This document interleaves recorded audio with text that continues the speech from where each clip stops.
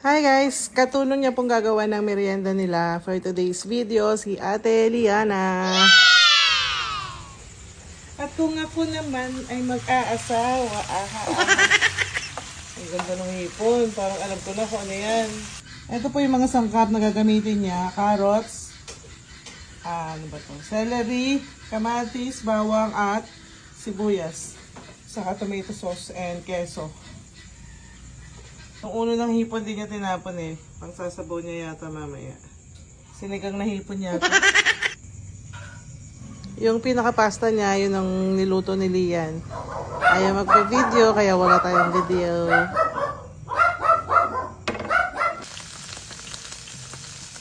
Doon niya po niya pinrito sa pinagprituhan ng hipon.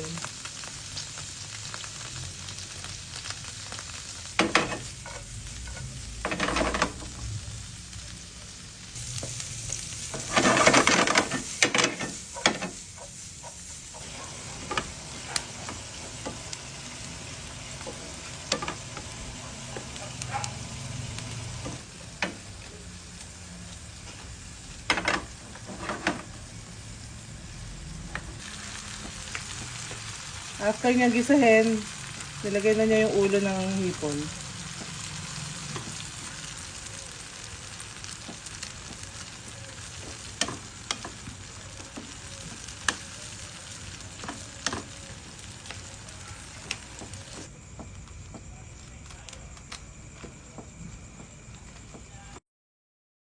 After pong maluto at makatas ng bonggang-bongga yung ulo ng hipon, tinabi muna niya at magigisa muna daw siya ulit.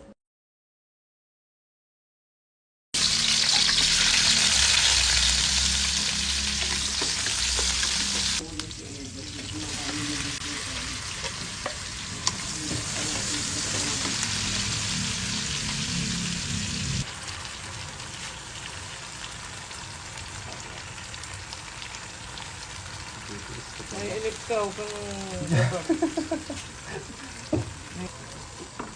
Yan.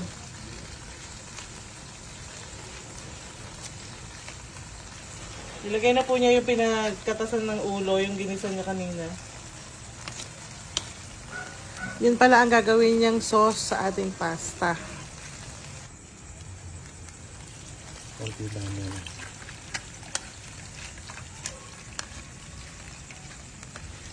Okay na yan.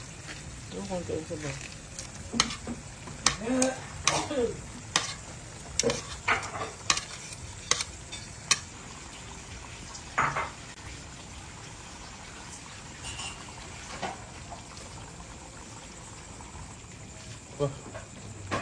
Sorry nakakistorbo ko Nakaka-istorbo yung kamay mo eh. Wait, Kamay mo nakaka-istorbo sa video. Ilayo mo konti.